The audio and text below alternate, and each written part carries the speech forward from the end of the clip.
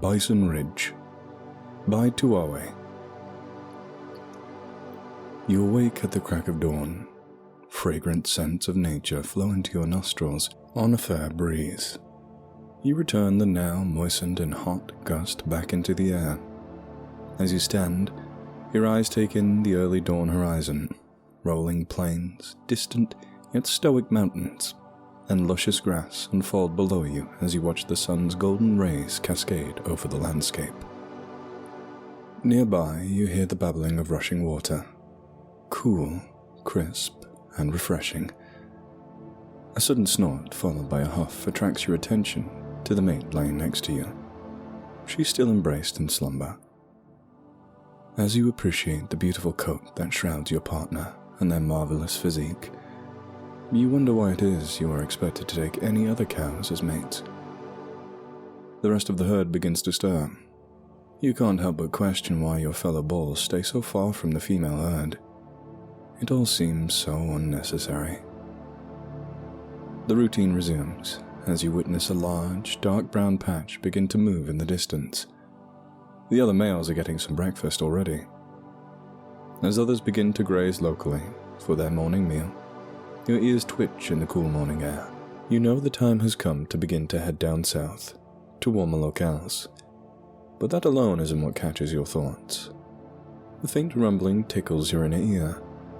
There are no telltale signs of a storm, so what could this be?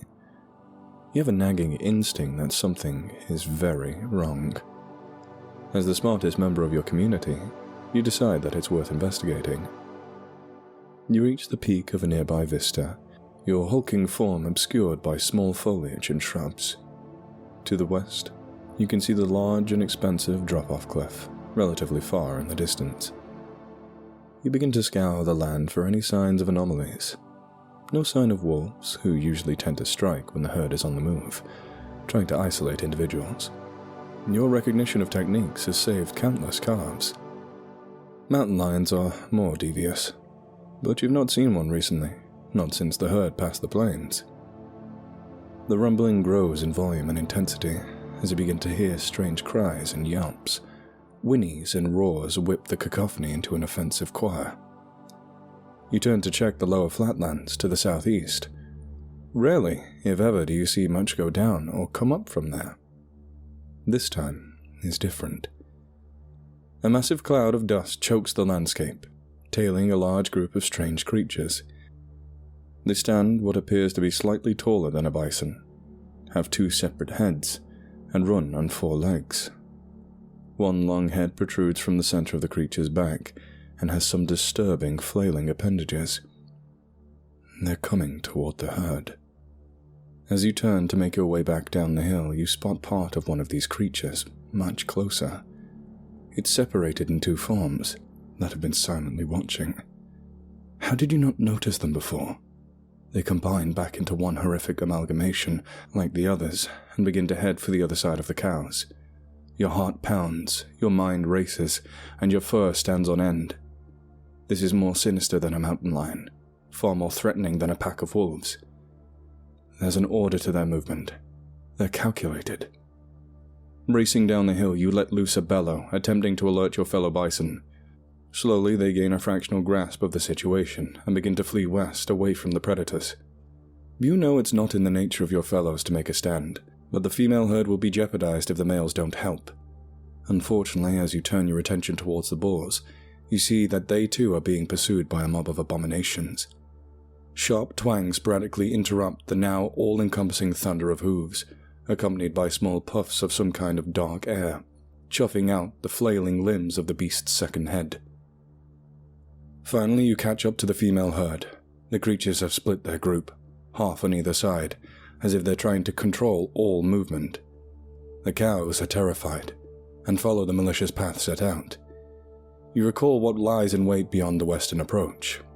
Speeding ahead of the females, you attempt to veer them off course, stop them, or otherwise do anything you can to halt the progress of their doomed forced march. It's no use. The ladies are too afraid. It's panic and chaos. In desperation, you charge the group of predators, disrupting their path. Some of the creatures separate into their split forms as they fall. Others change direction and attempt to loop back around. You feel a soft, spongy mass under your hooves, accompanied by a snapping and crunching as one of the split creatures cries out below your warpath. Hope fills your mind. Perhaps you can gain the upper hand. If the other bulls charge the monsters, we have... Your heart sinks as you watch the male herd driven headlong, en masse over the cliff's edge, farther to the south. Brothers, sons, reduced to nothing. For the first time, your sense of duty wanes as the pit of your stomach drops and a sinking sensation takes your heart. Fear has begun to root. Desperate for any kind of resolution, you turn back to the female herd to help however you can. But it's too late. Their chaotic, terrified charge has turned into a deadly dive. As you watch the last of your kind shed their lives over the horizon, all hope for your herd dwindles into little more than memories. Rage begins to burn within you. Facing the monsters who now trot back and forth as they divide into smaller groups, you release a bellow of gargantuan proportions. This may be the end of your herd, but you will not go down so easily. The thick hard plate of your skull connects with one of the abominations, which lets out a screeching wail as it collapses. You hear before you feel. The sharp twangs return, all around you, from all directions. Like deep, sinking teeth cutting into your flesh, they burn with agony. Trying to resist the pain, to power through, you attempt another charge, but your body begins to fail. Your strength wanes. You begin to slow. Finally, as you collapse forward, then roll on your side, you know this to be your end. Why have they done this? Why have they slaughtered us?